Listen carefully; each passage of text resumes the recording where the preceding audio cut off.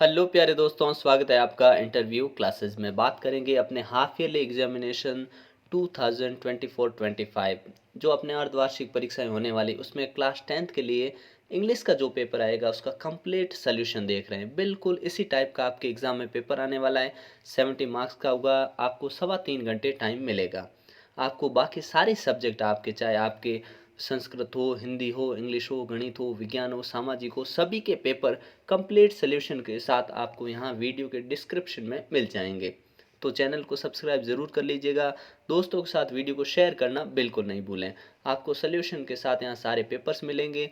आपके मैथ्स के most important questions वगैरह, साइंस के मोस्ट इंपॉर्टेंट क्वेश्चंस और इंग्लिश के ग्रामर के सारे टॉपिक्स मोस्ट इंपॉर्टेंट, जो आपके लेटर राइटिंग है, चाहे जो भी स्टोरी है, पैराग्राफ है, वो सब आपको यहाँ पे मिल जाएगा। मोस्ट इंपॉर्टेंट क्वेश्चंस आपके दोनों बुक्स के वो भी आपको यहाँ पे मिलेंगे। ठीक है, चलिए देखते हैं अपने इस पेपर का कंप्लीट सोल्यूशन देखते हैं। चैनल पे नए हो तो सब्सक्राइब ज़रूर करिएगा। दोस्तों के साथ वीडियो को शेयर करना नहीं भूलिएगा। ठीक है, और लाइक भी करिएगा। चलिए देखते हैं।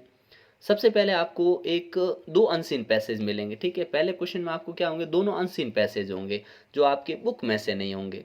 ठीक है, तो पहला अनसीन पैसेज 6 नंबर का होगा और इसमें 6 के 6 आपसे एमसीक्यूज पूछेंगे।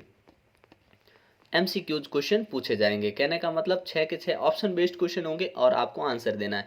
बड़े सिंपल आते हैं, पैसेज बहुत बार रिपीट होते हैं, इसलिए पैसेज का कंप्लीट सोल्यूशन ज़रूर देखिएगा। ठीक है, चलिए देखते हैं अपने पैसेज किस प्रकार से दे रखा है। पहला पैसेज हमारे लिए इस प्रकार है। The Pandavas and Kauravas were Dronas disciple. Drona के दोनों डिसाइपल शिष्य थे। डिसाइपल यानी होता है शिष्य। किसके थे?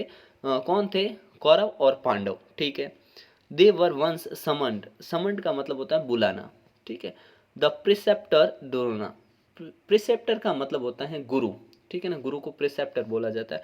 द्रोण ने एक बार दोनों को बुलाया फॉर अ टेस्ट, टेस्ट के लिए। The eldest of the Pandavas, पांडवों में जो सबसे बड़े थे, Yudhishthir was asked to bring. Yudhishthir को बोला गया to bring one bad person from the society, कि समाज से एक बुरे आदमी को ढूंढ के लाओ। The eldest of the Kauravas, Duryodhan, Kaurava में जो सबसे बड़े थे कौरवों में, दुर्योधन, उनको बुलाया और बोला गया was asked to fetch. Fetch का मतलब होता है लाना। ठीक है, टू फैच मीन्स लाना।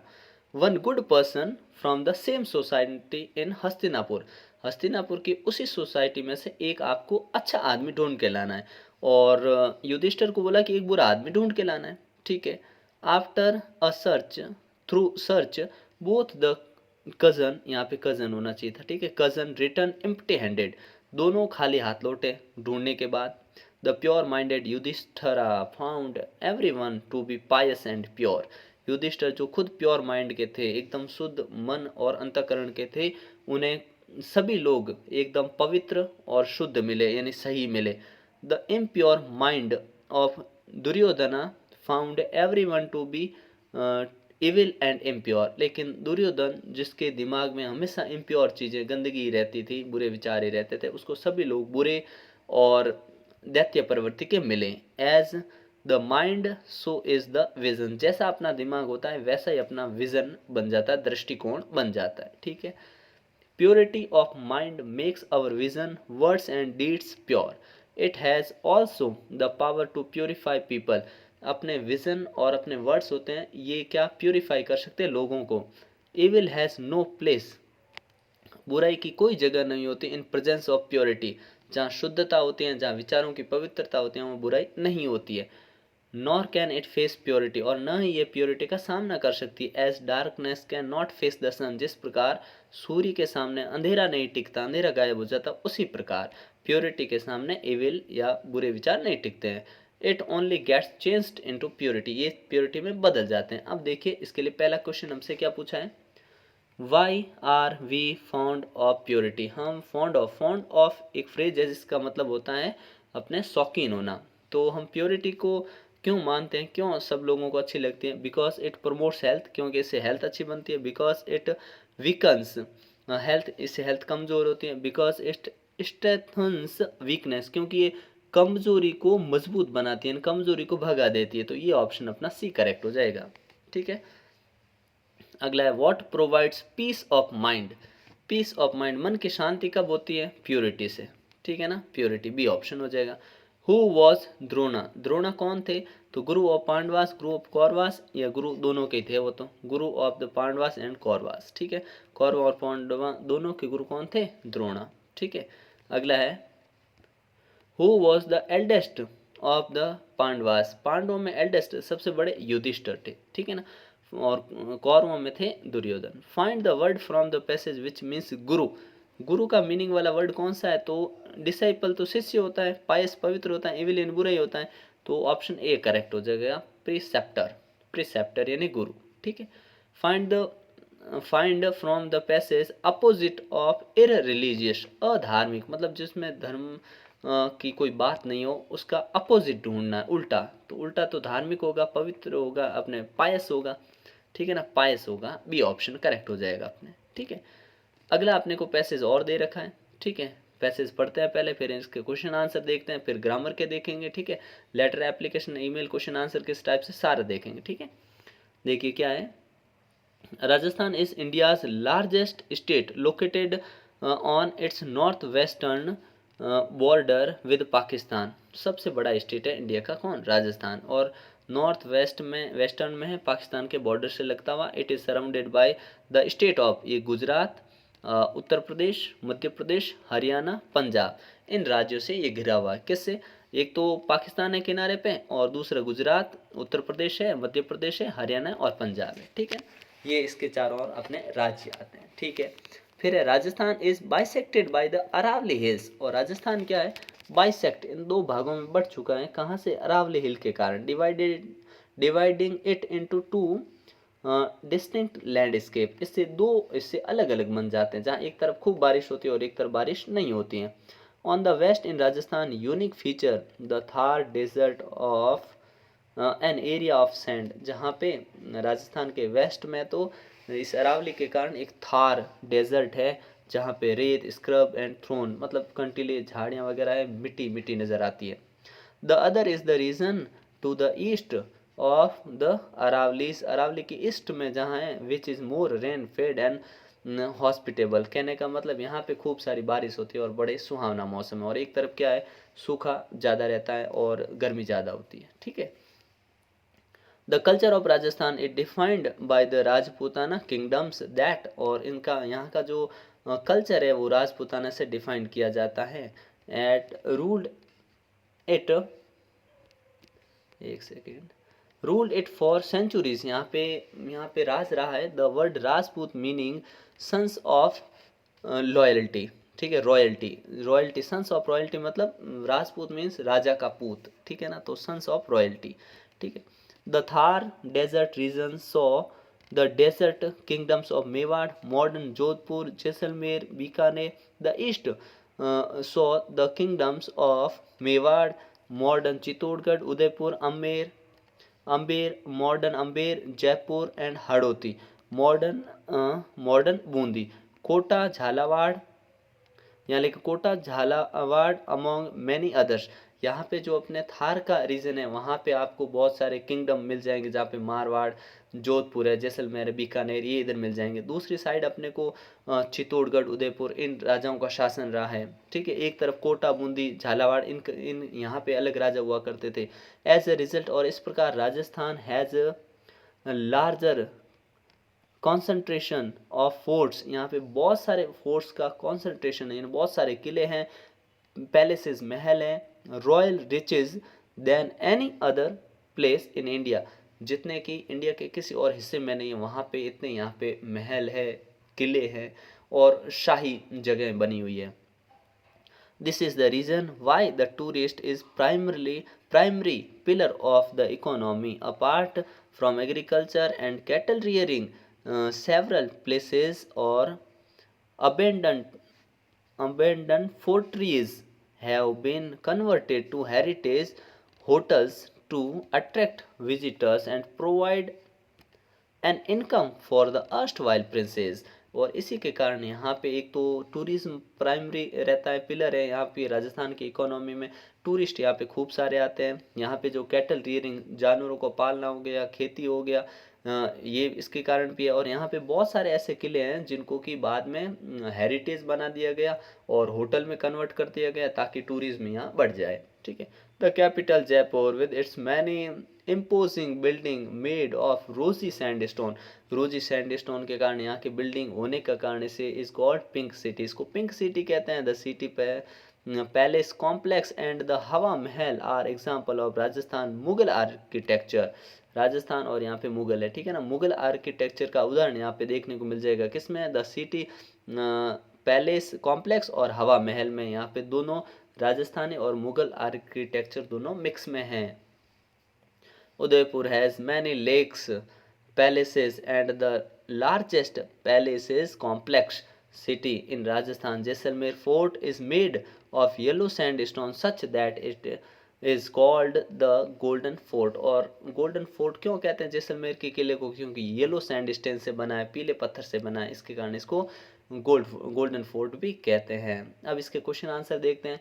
How many Indian states share their boundaries with Rajasthan. कितने स्टेट है भारत के जो बाउंड्री शेयर कर रहे हैं, तो हमने अभी यहाँ पढ़ा था, आपने कितने स्टेट थे, देखिए ये पढ़े, गुजरात एक, ये दो, मध्य प्रदेश तीन, हरियाणा चार, पाँच, पंजाब पाँच, तो ऑप्शन क्या हो जाएगा अपना 5, ठीक है ना, ऑप्शन बी करेक्ट हो जाएगा 5। फिर देखिए what is Jaisalmer famous for. Jaisalmer famous किसके लिए है, फॉर इट्स पीपल ऐसा हमने नहीं पढ़ा, फॉर हिल्स नहीं, ऐसा भी नहीं है, कैमल्स के लिए भी नहीं, for it yellow sandstone. Jaisalmer अपने किले येलो सैंडस्टोन जो पीले पत्थर से किला बना हुआ है गोल्डन फोर्ट, इसके लिए फेमस है, तो ऑप्शन हो जाएगा डी, ठीक है। अगला है what is the meaning of the word Rajput. Rajput का क्या मीनिंग है, ये हमने अभी पढ़ा, क्या था इसका meaning, Rajput, the word Rajput meaning is son of royalty, ठीक है ना, ये हो जाएगा यहाँ पे आंसर अपना। अगला क्वेश्चन देखते हैं, फिर है कि what are the examples of Rajasthani Mughal architecture.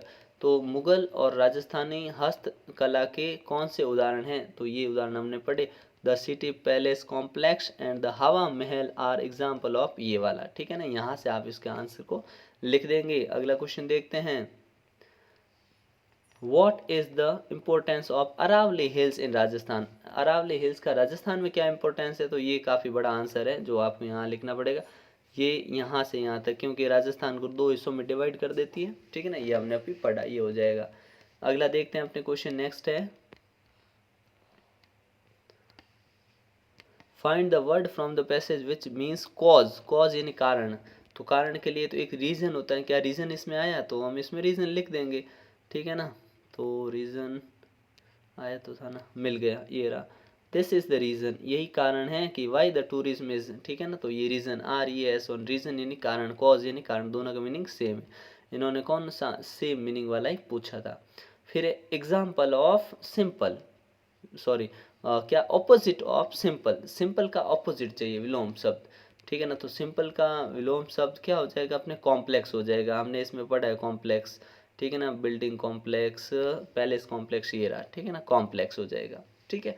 अगला देखते हैं अपने, फिर एक ग्रामर का पोर्शन, ये बहुत ही बेहतरीन है और आपको अपने बोर्ड के हिसाब से और हाफिली के हिसाब से बहुत ही बेहतरीन ढंग से तैयार करना है, क्योंकि आपको यहाँ पे सारे आपके पेपर्स मिलेंगे, प्रैक्टिस पेपर्स आप जितने ज़्यादा सॉल्व करोगे उतना बहुत ही बेहतरीन रहेगा आपके लिए, ठीक है ना।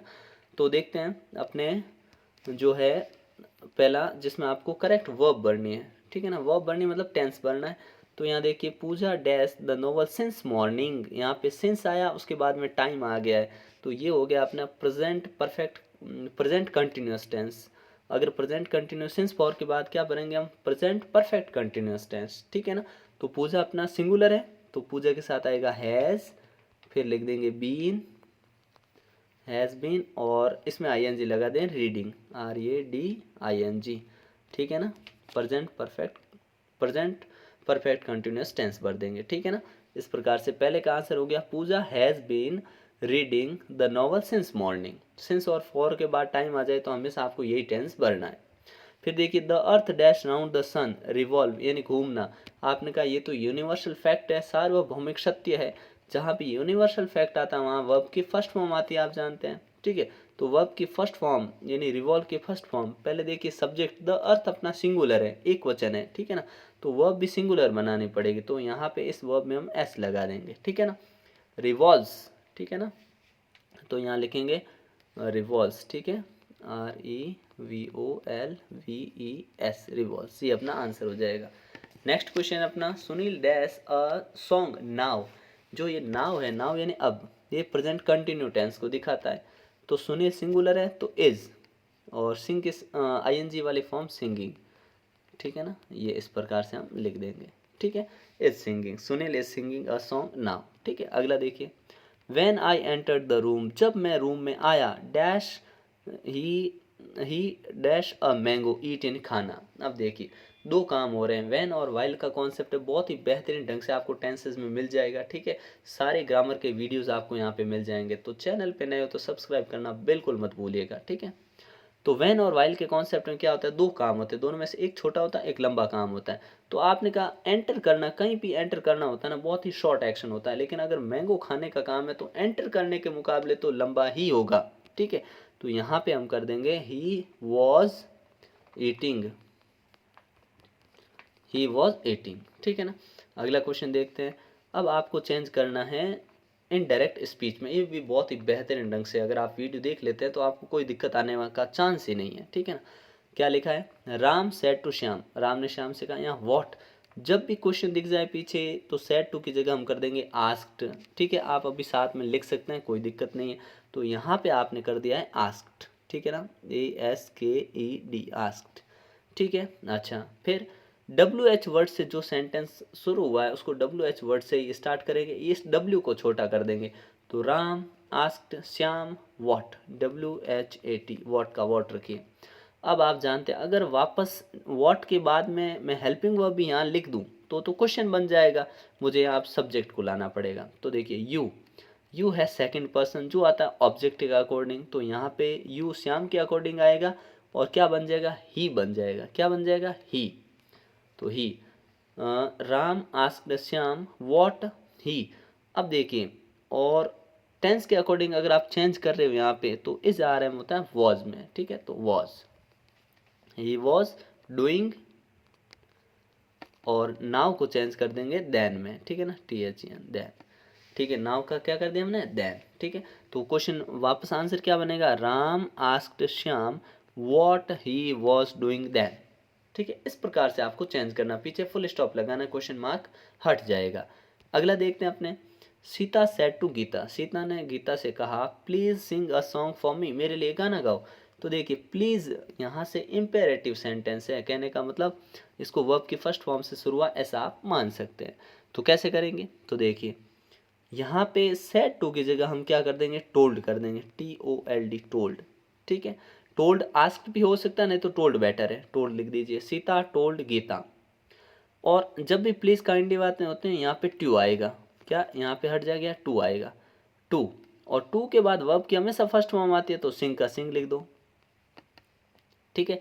सिंग a song, sing a song for, और मी देखिए कौन सा है, आपने कहा मी तो है ऑब्जेक्टिव केस है आई का, ठीक है। और यहाँ पे आपको ऑब्जेक्टिव चाहिए, तो ये आई जो कि फर्स्ट पर्सन का ऑब्जेक्टिव केस है, तो सीता के अकॉर्डिंग चेंज होगा, तो यहाँ लिख देंगे हर, क्योंकि सीता के लिए सी होगा और सी का ऑब्जेक्टिव केस होता है हर, फुल स्टॉप। तो पूरा सेंटेंस क्या बना, Sita told Gita to sing a song for her, full stop. बहुत ही आसान था, ठीक है। अगला क्वेश्चन देखते हैं, fill in the blanks with a verb in agreement with its subject, मतलब सब्जेक्ट वर्ब एग्रीमेंट। इस टॉपिक को जो आप अगर वीडियो देख लेते हैं ना, उससे बाहर कोई क्वेश्चन आपको कभी मिल ही नहीं सकता, ठीक है ना। वो वीडियो आपको अपने इस चैनल पे मिल जाएगा, ठीक है ना। कुछ और देखना ही नहीं है, उसके 25 रूल्स है, 21 रूल्स है, शायद 21 रूल्स है, उनसे बाहर और उनको समझाने का तरीका आप देखेंगे तो आपको सारे झंझट से मुक्ति मिल जाएगी, ये मान के चलिए आप, ठीक है।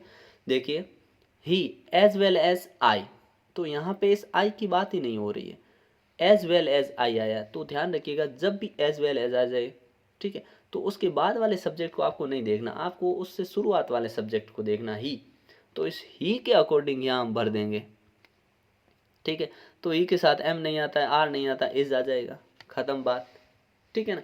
ये फिक्स है। द नंबर ऑफ हीरोज होता है तो प्लूरल ही आता है या सिंगुलर आता है, तो सोचिए अगर मैं यहाँ अ नंबर ऑफ हीरोज कर दूं, अ नंबर ऑफ हीरोज, तो मुझे यहाँ आर भरना पड़ता, क्या, a number of hero, sorry horse's है ना, गलत पढ़ रहा था मैं, सॉरी है ना, हॉर्सेज, ठीक है। तो अ नंबर ऑफ हॉर्सेज में कर दूं तो यहाँ पे आर फिट बैठेगा, कोई दिक्कत नहीं है। लेकिन द नंबर ऑफ हॉर्सेज में यहाँ पे आएगा इज, ठीक है ना, ध्यान रख लेना, इज ये फिक्स है, फिक्स, ठीक है ना। The number of horse's is 10, ठीक है, करेक्ट हो जाएगा। अगला देखते हैं, change the following sentence into passive voice. Passive voice में आपको चेंज करना है, बड़े आसान होते हैं ये सेंटेंस। पुलिस है, हैज है, अरेस्टेड है, द थीफ है। आपने कहा मेन वर्ब अरेस्टेड है तो उसके बाद वाला वर्ड आगे आ जाएगा द थीफ। क्या आ गया? The thief.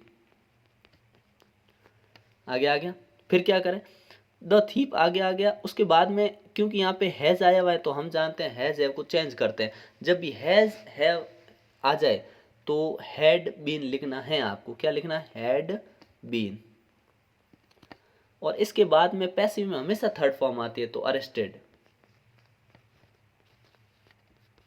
अरेस्टेड।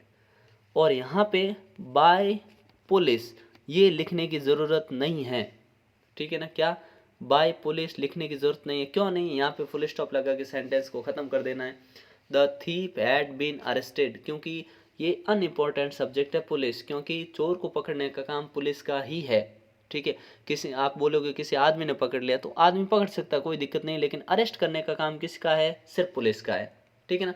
तो अनइम्पोर्टेंट सब्जेक्ट हो गया, इसको वापस लिखने की जरूरत नहीं होती है। तो यहाँ पे आपको पूरा 1 मार्क्स मिल जाएगा बिना किसी झंझट के।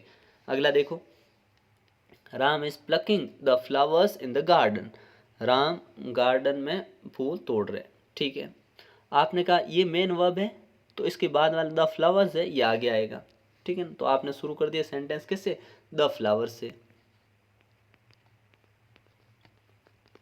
द फ्लावर्स लिख दिया, ठीक है। उसके बाद क्या करें? आपने कहा यहाँ पे इज आया है तो आप जानते हैं इज एम आर आपस में चेंज हो सकते हैं। आपने कहा द फ्लावर्स है तो फ्लावर्स प्लूरल है तो यहाँ पे आर हो गया, ठीक है। द फ्लावर्स आर, क्योंकि यहाँ पे आपको एक चीज का ध्यान रखना होगा। तो इसमें हमने लिखा द फ्लावर्स, ठीक है ना, द फ्लावर्स आर। इस किस में चेंज हो गया? अपने आर में, ठीक है। अब इस एम आर आता है तो उसमें लगता है बींग। क्या लगता है? बींग, ठीक है ना, बींग। तो द फ्लावर्स आर बींग, फिर प्लक की third form plucked, plucked, plucked लिख दिया। Plucked in the garden, in the garden by, जी मतलब यहाँ गार्डन, बाय राम, ठीक है ना, ऐसे लिख देंगे इसको, ठीक है ना। तो क्या बन गया? The flowers are being plucked in the garden by Ram. इस प्रकार से इसका बना देंगे। थोड़ा इसमें ध्यान रखना, अभी एक हल्की सी मिस्टेक की मैंने, क्या कि द थीप ये लिखा हमने, क्या लिखा था? The thief, the thief. फिर हैज़ है तो यहाँ पुलिस सिंगुलर थी इसलिए हैज़, क्योंकि ये पूरा एक कलेक्टिव नाउन हो गया था उसके कारण हैज़ था। थीप भी सिंगुलर है तो हैज़ ही लिखना है, हैज़। फिर हमने लिख दिया था बीन, फिर लिख दिया था अरेस्टेड, ठीक है ना। यहाँ पे हैड कर दिया था गलती से, यहाँ आपको हैज़ ही रखना है, ठीक है ना, ये ध्यान रखना, ठीक है। अगला क्वेश्चन देखते हैं, frame the question to get the following answer. आपको ये आंसर लाना है तो इससे क्वेश्चन बना दो, ठीक है। तो हाउ से बनाना है? I cross the river by boat. मैंने रिवर जो नदी है पार की किससे? बोट से। तो हाउ यानी कैसे, कैसे पार की। तो अपना आंसर क्या हो जाएगा इसमें? आंसर है अपना बाय बोट, ये अपना आंसर है, इसको हटा देना है। तो हाउ आपने कहा यहाँ पे क्रॉस्ड सेकंड फॉर्म है, इसका मतलब हेल्पिंग वर्ब इसमें आएगी बच्चे। क्या? How did, how did I. अब यहाँ सब्जेक्ट चाहिए तो आई चेंज हो जाता है किसमें? यू का आई बना है तो हाउ डिड आई, आई का यहाँ बनेगा you. How did you cross, how did you cross the river, ठीक है, द रिवर,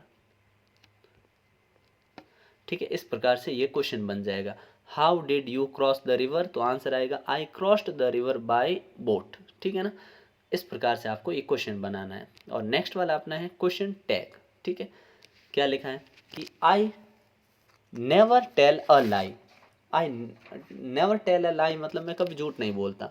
तो इसके अकॉर्डिंग हमें बनाना है। तो नेवर नेगेटिव हो गया, इसका मतलब इसका टैग बनेगा पॉजिटिव में, ठीक है। और यहाँ पे टेल आया है फर्स्ट फॉर्म, अगर फर्स्ट फॉर्म आता तो हेल्पिंग वर्ब आते इज एम आर, ठीक है ना। तो यहाँ पे आई है तो आई के अकॉर्डिंग एम आई, ठीक है ना, MI। ठीक है, इस प्रकार से अपना टैग बन जाएगा। ठीक है, अगला क्वेश्चन देखते हैं अपने। अगला अपने को दे रखा है क्वेश्चन सेक्शन बी बनेगा। सेक्शन बी में आपको हो सकता है कि यहाँ पे अपने ये क्वेश्चन दे रखे हैं, लेकिन कभी कभी क्या अपने लेटर ईमेल ये पोर्शन भी देते हैं, तो नो प्रॉब्लम, सेम चीज़ है, कोई दिक्कत नहीं है उसमें। यहाँ से अपने से क्वेश्चन पूछे तो ये जो भी क्वेश्चन है ये सारे के अगर आपको आंसर चाहिए तो कमेंट सेक्शन में ज़रूर लिखिएगा। सेपरेट वीडियो में आपको सारे इंपॉर्टेंट क्वेश्चन मिल जाएंगे। ठीक है, जितने भी क्वेश्चन है उन सभी के कंप्लीट आंसर सहित मिल जाएंगे। एक आपको अपने बुक से 4 नंबर का पैसेज मिलेगा। ठीक है ना, देखिए पैसेज अपने चैप्टर का होगा, ये अपने बुक में से होगा।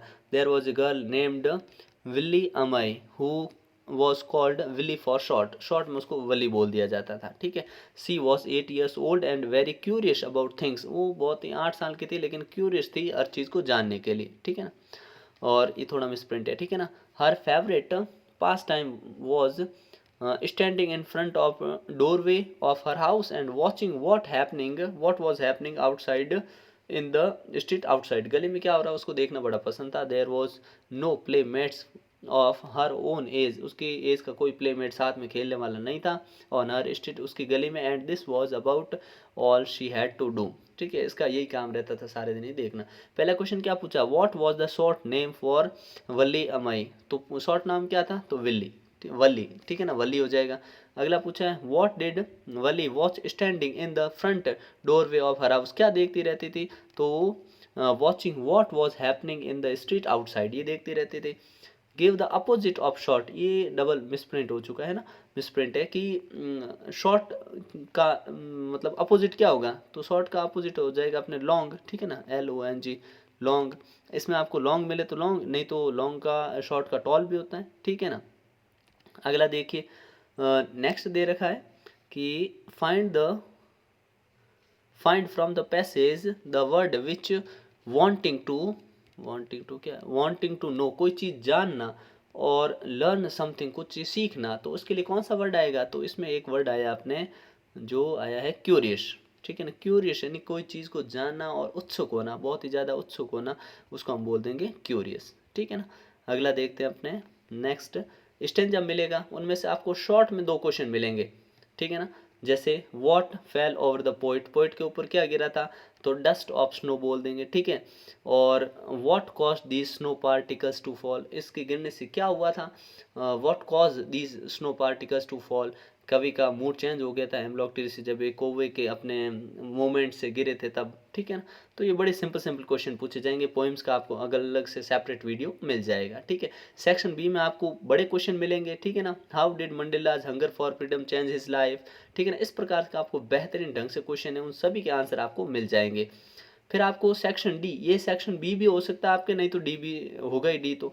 ठीक है, इसमें आपको हिस्टोरिकल जो टूर है उसके परमिशन मांगनी है अपने पापा से, उसके लिए आपको एक लेटर लिखना है।